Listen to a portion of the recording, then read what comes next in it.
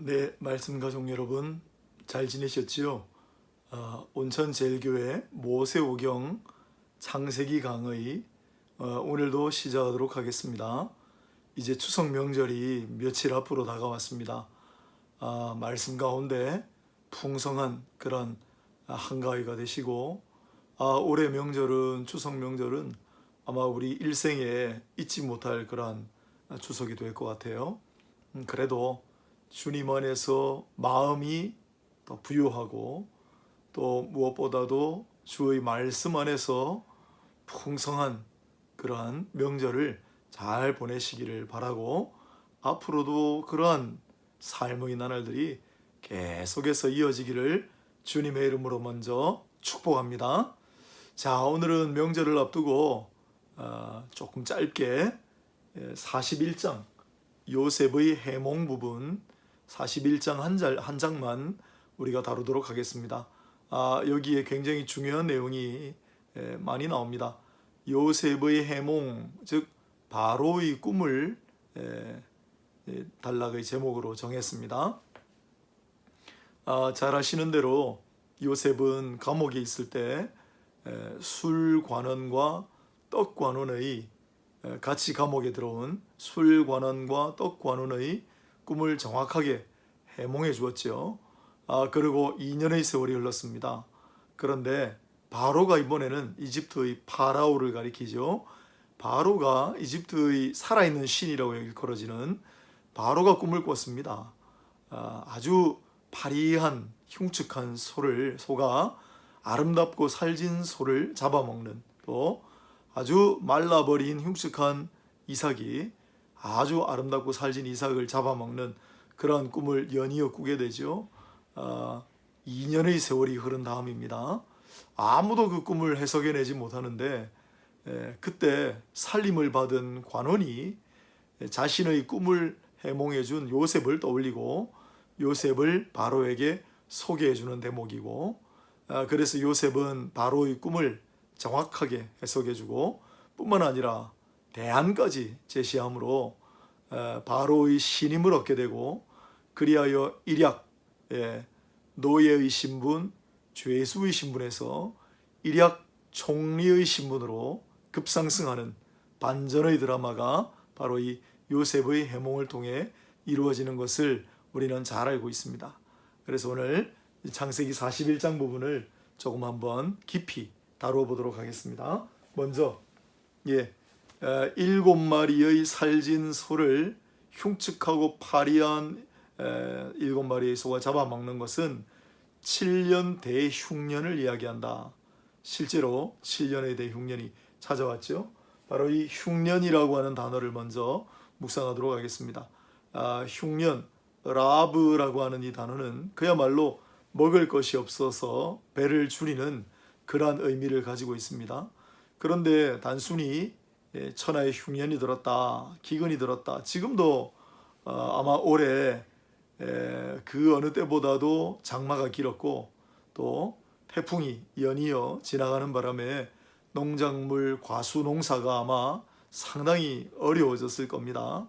여전히 이렇게 오늘날에도 그러한 기근, 흉년은 존재하지만은 이 성경에 나오는 대흉년, 이 대흉년은 하나의 역사를 뒤바꾸는 그러한 큰 사건이었고, 특히 구속 역사, 구원 역사에 있어서 이 흉년이 중요한 의미를 가진다는 걸 우리가 몇 번의 사례를 통해 확인할 수가 있습니다.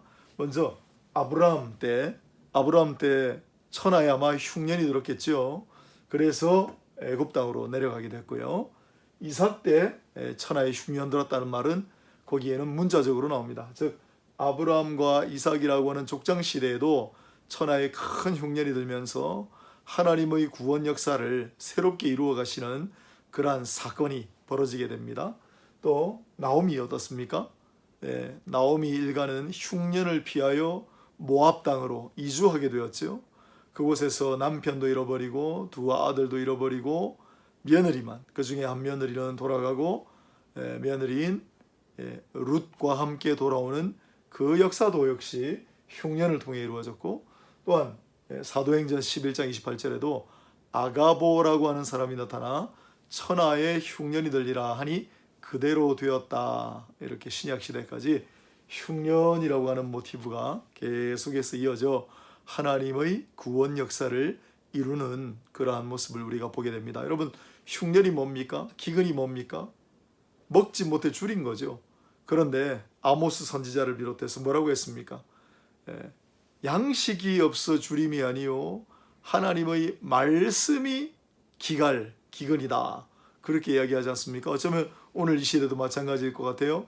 먹을 건 풍성하고 천하의 대흉년 이런 건 우리가 체험하기 참 어렵습니다만은, 그러나 말씀을 먹지 못한, 말씀을 향한 기갈, 말씀의 기근이 오늘날 넘치는 홍수 같은 설교도 많이 있고 인터넷으로 얼마든지 좋은 강의를 접할 수 있는 시대지만은 말씀의 기갈이 있지 않는가, 말씀의 기갈이 있지 않는가, 그런 생각을 하게 됩니다. 자, 천하의 대흉년, 7년 대흉년이 얼마나, 7년의 대흉년이 얼마나 이게 대단한 일인가 하면, 여러분 아일랜드 대지진 대흉년이란 말을 들어보셨습니까? 아일랜드 19세기의 중반 무렵 아일랜드의 7년 대기근이 덮칩니다. 성경하고 똑같습니다. 그런데 여러분 어떻게 된 줄 아십니까? 20%의 아일랜드 사람들이 사망하고 30%에 육박하는, 또한 인구의 절반이 줄었습니다. 그때 수백만 명이 살 길을 찾아 천하로 흩어졌어요. 그 중에 미국 신대륙으로 건너온 사람들이 많습니다. 그래서 오늘날 미국에 아일랜드계가 많이 있는 겁니다. 여러분, 7년 대흉년이 19세기 들어와 한 국가를 덮치니까 인구의 절반이 감소해버리는 엄청난 일이 일어났습니다. 그러면 이 당시에 요셉의 시대니까 지금부터 언제입니까 이게? 지금부터 한 3,000년 이상 더 된, 지금부터 3,000년 훨씬 더 이전에 7년 대흉년이 덮쳤다. 어떻게 됐겠습니까? 그래서 큰 일이 벌어진 겁니다. 그때 요셉이 바로의 꿈을 해몽해 줄 때 대안을 제시한 것처럼 식량을 흉년 이전에 풍년이 들었거든요. 그래서 풍년이 들을 때 흥청망청 쓰지 않고 식량을 잘 모아서 흉년을 대비하게 됩니다. 그래서 사실 요셉은 온 이집트 땅에 또 온 지면에 그리고 온 세상에 기근이 있다. 성경이 그렇게 나와요. 이집트 온 지면 그리고 온 세상. 그럴 때 우리 요셉은 이집트를 구하고 온 땅을 구하고 온 세상을 구하는 하나님의 사람으로 쓰임받게 되는 것입니다. 오늘 우리도 마찬가지고 하나님의 말씀으로 오늘 풍성한 그러한 삶이 다 되시기를 축복합니다. 그래서 온 세상을 구하고 많은 사람들에게 영적인 주림이 있는, 영적인 갈급함이 있는 많은 이들에게 하나님의 말씀 양식을 공급하는, 하나님의 말씀 양식을 되어줄 수 있는 그러한 하나님의 사람들 다 되어주시기를 주님의 이름으로 축복합니다. 두 번째 챕터를 보겠습니다. 주제입니다. 자, 하나님이라고 제가 적어놨죠. 하나님이 이 41장 한 장에 여러분 16절, 25절, 28절, 32절, 51절하고 52절은 아들 이름을 므낫세와 에브라임으로 지을 때 하나님께서 이런 말들을 덧붙임으로 무려 6번이나 하나님이 계속해서 하나님이라고 고백하게 됩니다. 이 요셉인데 성경의 위대한 인물인데 당연한 거 아닙니까? 절대 그렇지 않습니다, 여러분. 창세기 37장 요셉의 등장이죠. 복습을 한번 해볼까요, 여러분? 창세기 25장은 왜 유명하고 중요하다고 했습니까? 아브라함이 사망하기 때문에 그렇죠. 창세기 35장은 또 왜 중요하고 유명합니까? 야곱이 엘베델 사건, 다시 한번 베델로 가는 사건, 세겜 사건이 있었습니다. 많은 사람들이 죽었습니다. 복수가 두려워서 떨고 있을 야곱은 불현듯 다시 한번 초심으로 돌아가는, 그게 엘베델 사건이에요. 35장입니다. 그게 한 사건의 일단락입니다. 그런 다음에 36장 에서의 톨레도 족보가 나오고 37장에 요셉이 등장하는데, 등장하는 요셉은 어떤 모습이었습니까? 아버지의 총애를 한 몸에 입는, 편애를 받는 그런 사람이 채색 옷을 입고 있었고, 그리고 꿈을 꿉니다. 그런데 꿈을 꾸는데 볏집단도 하늘과 땅 별도 형들도 아버지도 나에게 절을 앞디다. 나에게 절을 앞디다. 내게 절을 앞디다. 나를 유독 강조해요. 37장에.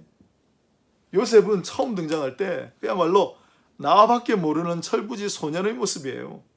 내게, 내 앞에 나를 강조합니다. 그런데 창세기 40장 8절에 오면 여기서 하나님께서, 하나님이라는 말을 고백하기 시작한단 말이에요. 언제 뒤입니까? 그가 구덩이에 빠졌을 때. 그는 인생의 구덩이에 빠졌을 때 비로소 내 삶의 주체, 모든 은혜의 귀속주가 바로 내가 아니라 하나님이라는 것을 실존적으로 고백하게 돼요. 그렇게 변화된 요셉은 41장에 가니까 하나님이 바로에게 이야기합니다. 하나님이 이 일을 보게 하십니다. 하나님이 이 일을 보게 하셨습니다. 하나님이 알게 하십니다. 하나님께서 하셨습니다. 하나님께서 사랑하는 여러분, 우리도 인생 구덩이에 빠지기 전에, 우리는 인생 구덩이에 빠지기 전에 모든 것이 다 하나님의 은혜입니다. 늘 우리 입술로, 입술로 여러분 하기가 겸연쩍으시고 좀 쑥스러우시다면 우리 마음으로라도 늘 우리의 삶의 주체, 내 문장의 주어가 하나님이 되는 그런 저와 여러분이 될 수 있기를 바랍니다. 요셉의 변화를 잘 기억하십시오. 세 번째 주제입니다. 바로의 신앙 고백. 네, 바로의 신앙 고백. 자, 38절하고 39절에 파라오가 기가 막힌 고백을 합니다. 무슨 고백을 하느냐면 요셉을 일컬어 하나님의 영이 이와 같이 임한 자가 누가 있느냐. 성령을 거론하고요. 또한 하나님께서 이 모든 것을 다 보이셨다. 계시를 이야기하지 않습니까? 여러분, 이방 군주인 바로의 입에서 성령의 이야기가 나오고 계시의 이야기가 나온다. 참 놀랍지 않아요? 참 놀랍지 않습니까? 그래서 하나님께서는 바로의 입술을 통하여 신앙 고백을 받으셨어요.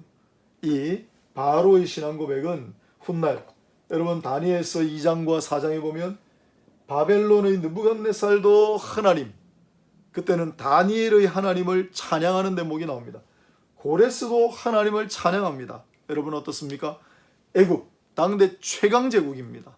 바벨론은 어떻습니까? 페르시아는 어떻습니까?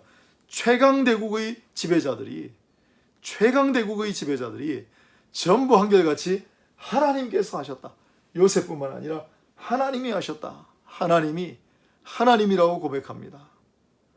여러분, 우리가 잘 알고 있는 아이작 뉴턴이라고 하는 사람이 있습니다. 과학의 시조가 되죠. 아이작 뉴턴. 앞에 이삭이 붙지 않았습니까? 뉴턴이 뭐라고 했습니까? 그는 근대 과학을 연 사람이에요. 지금도 우리가 뉴턴의 그 운동 방정식을 지금도 중학교, 고등학교 아이들 배우지 않습니까? F는 ma다. 힘은 질량 곱하기 가속도다. 너무나 유명한 공식 아닙니까? 뉴턴. 사고가 떨어지는 거로 만유인력의 법칙을 깨달은 뉴턴이 뭐라고 했습니까? 내가 아는 지식은 하나님께서 만들어 놓으신 거 그저 바닷가 한쪽 기퉁이에서 우연히 발견한 조개 껍데기를 만지고 있는 것에 불과하다. 내가 알고 있는 것은 하나님의 이 만물을 향한 지식을 비해보면 내가 아는 것은 조개 껍데기 잠깐 만지는 것 정도에 불과하다. 여러분, 루이스라고 하는 사람이 있습니다. C.S. 루이스. 제가 결정적으로 인격적으로 주님을 영접하고 실존적으로 회심하게 된 중요한 계기가 된 인물이기도 합니다. 이분은 영국 최고 대학의 교수입니다. 영문학자, 인텔리 중에 인텔리입니다. 그런데 그가 계속 성경을 조사하고 연구한 끝에 그가 마침내 주님 앞에 무릎을 꿇습니다. 여러분, 뉴턴같이 뛰어난 사람도 C.S. 루이스같이 당대의 석학도 깊이 연구하고 깊이 성찰한 끝에 많은 세상 학문을 깊이 들여다보고 또한 많은 만물을 깊이 성찰한 끝에 하나님 살아계신다. 하나님께서 하셨다. 우리는 하나님 앞에 아무것도 아닌 존재들이다. 이렇게 겸허하게 고백했어요. 여러분, 우리 가운데 뉴턴과 루이스보다 더 뛰어난 자가 몇이나 있겠습니까? 이들도 이렇게 깊은 숙고 끝에 하나님을 모두 고백했습니다. 그와 같이 하나님 앞에 겸허하게 나아가는 우리 모두가 다 될 수 있기를 주님의 이름으로 축복하고, 우리 주변에 있는 많은 분들, 여전히 하나님을 인식하지 못하고 하나님을 인정하지 못하는 많은 분들이 있습니다. 오늘 이 요셉의 이야기, 인생 구덩이에 빠졌다가 결국 교만했던 나밖에 몰랐던 요셉이 변화되고 아이작 뉴턴과 C.S. 루이스와 같은 이러한 이야기를 통해 많은 사람들이 겸허하게 머리 숙이고 절대자 창조주 하나님 앞으로 돌아오는 대역사가 있게 되기를 주님의 이름으로 축복하고 축원합니다. 명절을 맞았습니다. 여러분, 사랑하는 가족들, 사랑하는 친지들, 이름을 하나님 앞에 올려드리십시오. 내 가장 절실한 기도 제목입니다. 하나님 앞에 올려드리십시오. 하나님, 이 이름들이 하나님을 알게 하시고 이제는 내가 하는 인생에서 하나님께서라는 인생으로 바뀔 수 있도록 도와주옵소서. 역사해 주옵소서. 인도해 주옵소서. 기도하고 나아가는 모두가 되시고, 여러분들의 그 기도가 꼭 이루어지기를, 속히 이루어지기를, 너무 많이 기다리시지 않게 하시기를 주님의 이름으로 축복하고 축원합니다. 자, 네 번째 주배를 살펴볼까요? 역시 39절에 보면 지혜와 명철이 요셉과 같은 자가 없었다라고 하는 표현이 나옵니다. 그래서 지혜와 명철이라고 하는 단어가 드디어 성경에 요셉을 통해서 등장하게 됩니다. 이 지혜라는 말은 뭔가를 잘 알고 있는 빈이라는 단어에서 왔는데, 오늘 이 본문에는 나본이라고 되어 있습니다. 명철은 하캄이라고 되어 있는데, 사실 이 나본과 하캄이라는 단어는 조금 어려우니까 여러분들이 아실 필요는 없고, 나중에 지혜서라고 하잖아요. 잠언, 전도서, 이러한 시편, 지혜서에 이 지혜라는 말이 무진장 많이 나오는데, 그걸 우리가 태분화라고 부릅니다. 태분화. 나본, 원래 음가가 빈에서 시작했기 때문에 나본, 태분화. 그 다음에 하캄이란 말, 명철하다는 형용사를 썼는데, 우리가 호크마라는 말을 너무 잘 알고 있어요. 호크마 주석, 호크마는 율법으로도 쓰이고 그래서 명철입니다. 그러므로 태분화와 호크마 항상 따라다니는, 그래서 태분화와 호크마 잘 알고 있고 숙지하고 있고, 그리고 명석한 분별력과 판단력을 갖췄다. 그게 지혜와 명철입니다. 그렇다면 이 지혜와 명철은 어떤 의미가 있는가? 잠언서 9장 10절에 여호와를 경외하는 것이 지혜의 근본이고, 그리고 거룩한 자를 아는 것이 명철이니이다라는 그런 구절입니다. 네, 어떤 것이 진정한 지혜의 명철입니까? 하나님을 아는 것. 그래서 우리 종교개혁의 완성자라고 불리는 존 칼빈도 그의 역작, 그의 명저, 기독교 강요 제일 앞에 하나님을 아는 지식이 곧 사람을 아는 지식이다. 하나님을 아는 지식이 근본이다. 그렇게 얘기하지 않았습니까? 기억하십시오. 우리 지혜와 명철의 근본은 하나님을 아는 것입니다. 아멘. 예레미야서 9장 23절 24절 훗날 백성들이 교만하고 스스로 자꾸 높이니까 예레미야를 통해 뭐라고 하셨습니까? 지혜 있는 자는 지혜를 자랑하지 말라. 나를 아는 것과 나 여호와는 공의와 정의를 이 땅에 행하는 자임을 아는 것을 내가 기뻐하노라. 참 지혜가 무엇인가?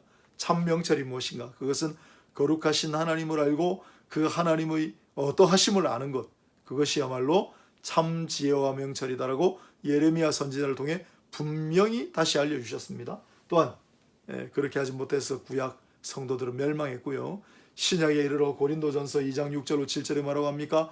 이 지혜는 세상의 지혜, 이 세상의 지혜자들의 지혜가 아니라 은밀하게 감추어 두신 하나님의 지혜를 말하는 것인데, 1장 24절 고린도전서, 그리스도가 바로 우리의 능력이요 우리의 지혜이니라. 아멘. 우리의 참 지혜, 우리의 참 명철은 그리스도시다. 그리스도를 아는 지식에, 그리스도를 아는 명철에 날마다 높이 쌓여져 가고 깊이 들어가는 그러한 모두가 되시기를 주님의 이름으로 축복합니다.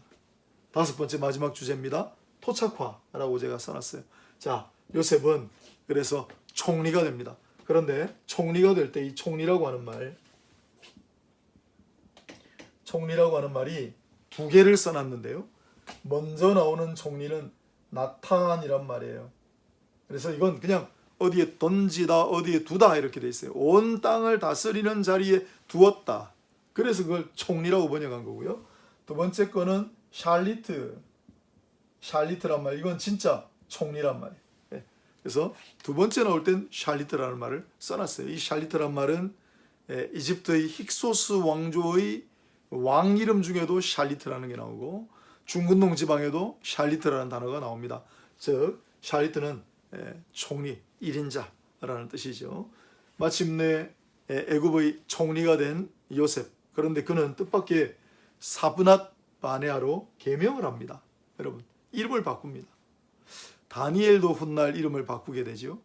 이건 일종의 계명이라고 할 수 있는데 사브낫 바네아가 그럼 무슨 뜻인가? 설이 여러 가지입니다만은 히브리 사람들은, 유다 사람들은 계시를 받은 자다, 계시를 받은 자다, 이런 뜻으로 보고, 애굽 사람들은 하나님께서 보고 있다, 하나님께서 관찰하신다, 돌본다, 이런 뜻으로 보통 쓰고요. 그런 좀 개념의 구분이 있습니다만은 아무튼 사브낫 바네아라는 이름으로 바꾸고, 그리고 온의 제사장, 이 온이라고 하는 도시는 이 유대인들은 이 도시를 나일강 삼각주 이렇게 있고요. 있으면 이 카이로보다 조금 위에 있는 이 온이라고 하는 도시는 구약 성경에 베세메스라고 하는 말이 많이 나오죠. 즉 태양의 도시라는 뜻입니다. 유대인들은 베세메스라고 불렀고, 그리고 이집트 사람들은, 훗날 헬라 사람들은 헬리오폴리스라고 불렀던 아주 유서 깊은 애굽의 수도였습니다. 그 애굽 온의 제사장 보디베라. 그래서 처음에 애굽의 주인 이름도 보디발이었잖아요. 보디발의 아내 때문에 옥에 갇혔죠. 보디발, 보디베라 다 비슷합니다. 태양신을 섬기는 그러한 관련 있는 말들입니다. 태양신을 섬기는 제사장의 딸과 결혼을 하고 이름을 바꾸고 자식들을 낳습니다. 옷을 바꿉니다. 모습 스타일을 바꿉니다. 그런데 그는 중심을 잃지 않습니다. 하나님 중심을 잃지 않습니다. 여러분, 상황에 따라 그럴 수는 있죠. 그러나 우리가 중심 잃지 않는 것이 중요합니다. 우리 허드슨 테일러라고 하는 선교사님을 아실 겁니다. 중국 내지로 들어가 중국 내지 선교를 처음으로 일으킨 인물입니다. 그는 중국 사람들 선교가 안 되는 이유를 보니까 선교사님들이 완전히 다른 옷에, 완전히 다른 집에 그렇게 사는 걸 보고 중국 사람들하고 똑같이 변발을 하고, 중국 사람들하고 똑같은 집에서 중국 사람들하고 똑같은 옷을 입고 그들과 똑같은 음식을 먹고 선교했습니다. 그걸 우리가 토착화라고 하잖아요. 그래서 토착화. 그래서 이 애굽 땅의 총리가 되었지만은 요셉은 그 뒤에도 보면 자기의 정통성을 잃지 않습니다. 그래서 토착화 신학, 토착화 선교의 선구자다, 이렇게 말씀드릴 수도 있겠군요. 그래서 사브낫 바네아 또한 보디베라의 딸과 결혼하고 아들 므낫세와 에브라임을 낳지만은 그는 끝까지 이와 같은 하나님의 중심성을 잃지 않고 마지막 성경을 장식하는 주인공이 되었다. 이 사실로 오늘 창세기 41장 요셉의 이야기를 마무리할까 합니다. 사랑하는 여러분, 명절 잘 보내시고, 또한 다시 한 말씀드리지만은 말씀 안에 늘 부유하고 말씀 안에 늘 풍성한 모두가 되시기를 주 예수의 이름으로 축복하고 축원합니다. 감사합니다. 여러분 축복합니다.